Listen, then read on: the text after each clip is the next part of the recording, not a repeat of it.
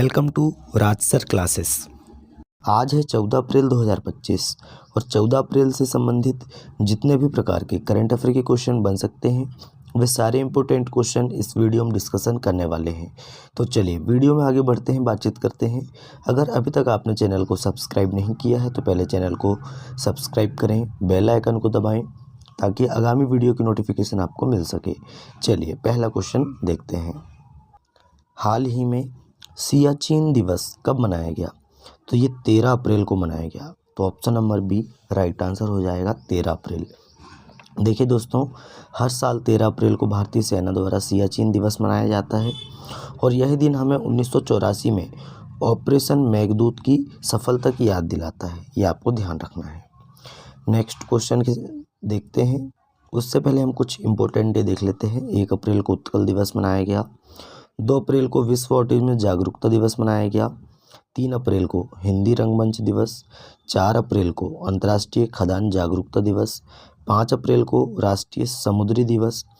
6 अप्रैल को विकास और शांति के लिए अंतर्राष्ट्रीय खेल दिवस। 7 अप्रैल को विश्व स्वास्थ्य दिवस। 8 अप्रैल को अंतर्राष्ट्रीय रोमानी दिवस। 9 अप्रैल को CRPF शौर्य दिवस।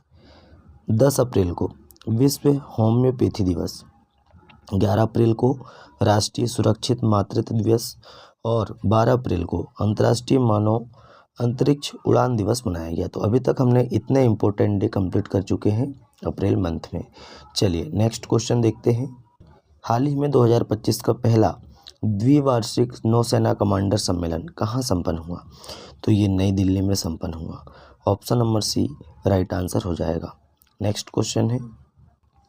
हाल ही में भारत और किस देश ने वैज्ञानिक अनुसंधान के लिए क्षेत्र में सहयोग के लिए समझौता ज्ञापन पर हस्ताक्षर किए हैं?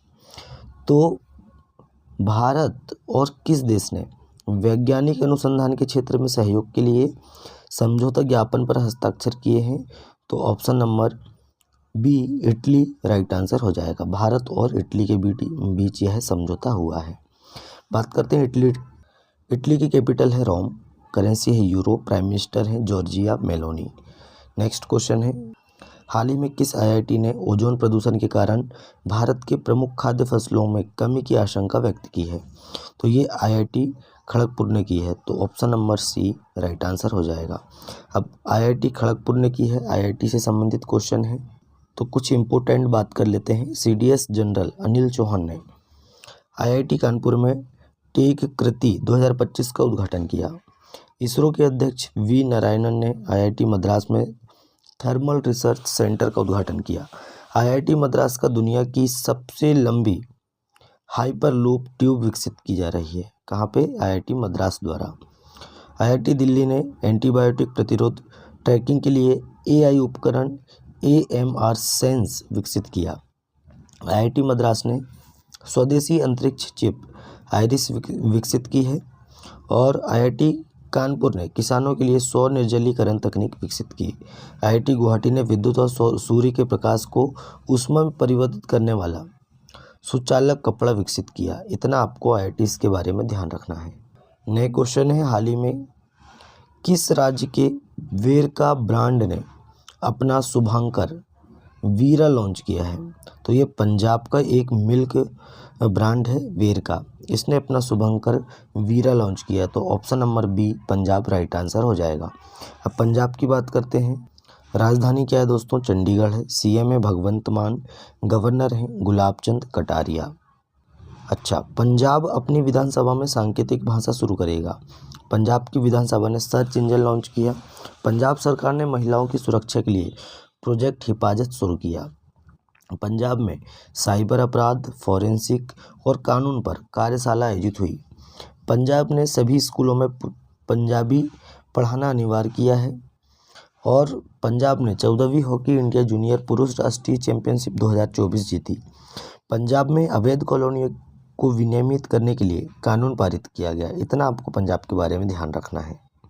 नए क्वेश्चन है। हाल ही में फरवरी 2025 में भारत की औद्योगिक उत्पादन वृद्धि दर कितने प्रतिशत रही? तो ये 2.9% रही। तो option number D right answer हो जाएगा। नए क्वेश्चन है। हाल ही में सार्वजनिक क्षेत्र में के मुद्दों को हल करने के लिए किस राज्य सरकार द्वारा AI राइजिंग ग्रैंड चैलेंज शुरू किया गया? तो ये तेलंगाना के द्वारा शुरू किया गया। तो option number B right answer हो जाएगा। तेलंगाना ने AI समाधान परीक्षण के लिए विभागों में डेटा सेट को एकीकृत करके सार्वजनिक क्षेत्र के मुद्दे से निपटने के लिए AI राइजिंग ग्रैंड चैलेंज शुरू किया। अब तेलंगाना की बात करते हैं।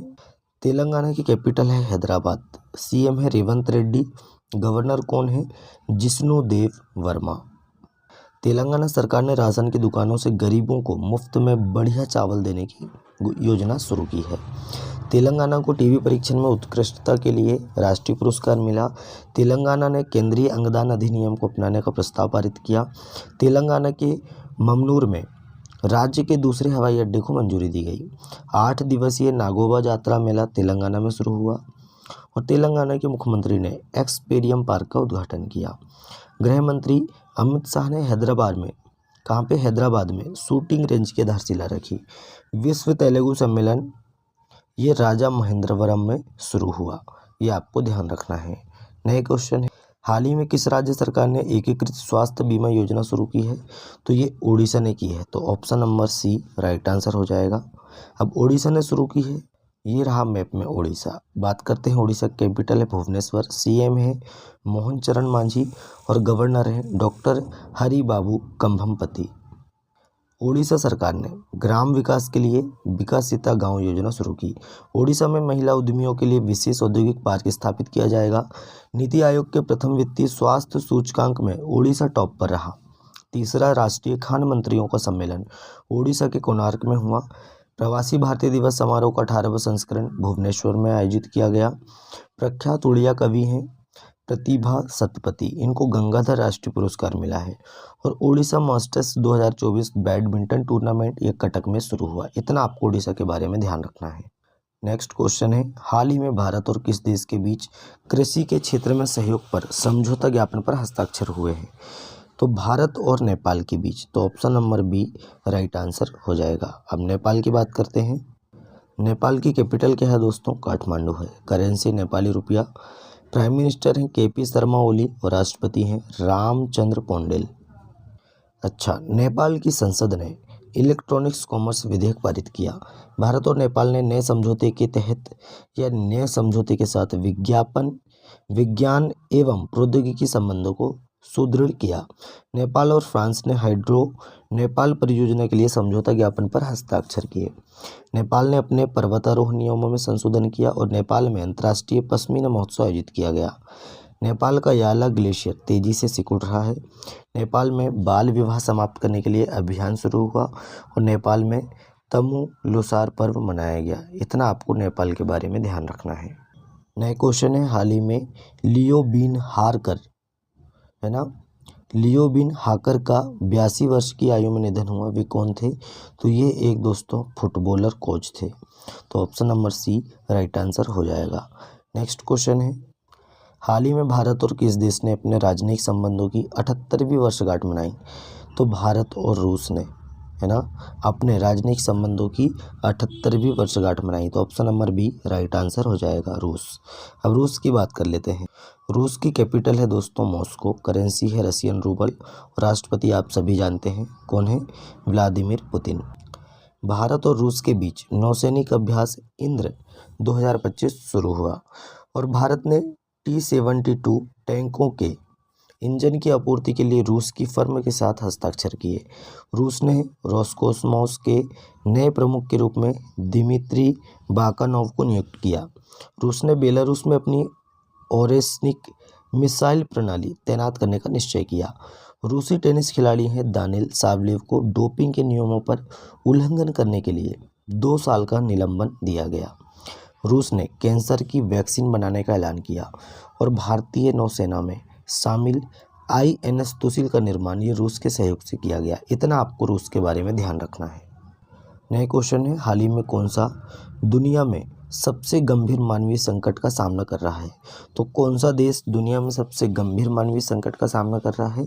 तो ये सूडान कर रहा। तो option number C right answer हो जाएगा सूडान। अब सूडान की बात करते हैं। सूडान की कैपिटल है खार्तूम। करेंसी है सूडानीज पाउंड। और प्रधानमंत्री कौन है?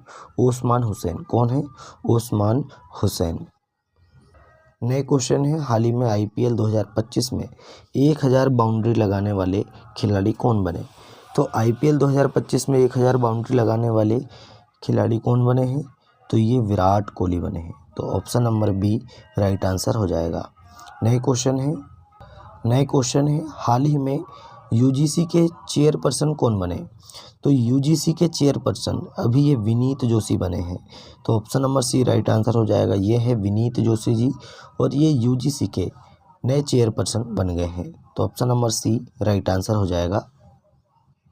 कुछ नियुक्तियों की बात करें तो स्वामीनाथन एस अय्यर को IRDAI का पूर्णकालिक सदस्य नियुक्त किया गया। NPCI ने सोहिनी राजूला को कार्यकारी निदेशक विकास नियुक्त किया। कमल हसन को फिक्की मीडिया एवं मनोरंजन समिति दक्षिण का अध्यक्ष नियुक्त किया गया। पूनम गुप्ता को RBI का डिप्टी गवर्नर नियुक्त किया गया। सलीला पांडे ने SBI कार्ड के MD एंड CEO का पदभार संभाला। N चंद्रशेखरन उद्यमिता और विकास पर IMF के प्रबंध निदेशक की सलाहकार परिषद में शामिल हुए। राजकुमार सिंह चंडीगढ़ के नए DGP बन गए हैं, ये आपको ध्यान रखना है। नए क्वेश्चन है, हाल ही में उन्नत रोबोटिक सर्जरी मशीन मेडी जार्विस, इसका नाम क्या है? मेडी जार्विस, इसका उद्घाटन कहाँ किया गया? तो ये असम में किया गया। तो option number B right answer हो जाएगा। असम के मुख्यमंत्री हेमंत बिस्वा शर्मा ने रविवार को गुवाहाटी स्थित स्टेट कैंसर इंस्टीट्यूट में भारत में बनी उन्नत रोबोटिक सर्जरी मशीन मेडी जार्विस का उद्घाटन किया। ये आपको ध्यान रखना है। बात करते हैं असम की। असम की कैपिटल है दिसपुर। CM है हेमंत बिस्वा शर्मा और गवर्नर हैं लक्ष्मण आचार्य। असम की जागीरोड इलेक्ट्रॉनिक सिटी का नाम रतन टाटा जी के नाम पर रखा गया है। और असम सरकार ने चिरांग रिपु हाथी रिजर्व को 8वें राष्ट्रीय उद्यान के रूप में अधिसूचित किया। असम सरकार ने बाथुइज्म को आधिकारिक दस्तावेज में मान्यता दी और असम झुमोइर बिनंदिनी कार्यक्रम आयोजित किया। अच्छा, केंद्रीय मंत्री सर्बानंद सोनोवाल ने अंतर्देशीय जलमार्ग टर्मिनल का उद्घाटन असम के जोगीघोपा में ब्रह्मपुत्र नदी पर किया। असम के मुख्यमंत्री ने डिब्रूगढ़ को राज्य की दूसरी राजधानी बनाए जाने की घोषणा की। असम सरकार ने छात्रों के प्रदर्शन का आकलन करने के लिए गुणोत्सव 2025 शुरू किया। तो दोस्तों, आज का हमारा करंट अफेयर यहीं समाप्त होता है। वीडियो कैसा लगा कमेंट करके बताएं। अपने दोस्तों में ज़्यादा से ज़्यादा वीडियो को शेयर करें, लाइक करें और चैनल को सब्सक्राइब करें। चलिए मिलते हैं तब तक के लिए नए वीडियो में। जय हिंद, जय भारत।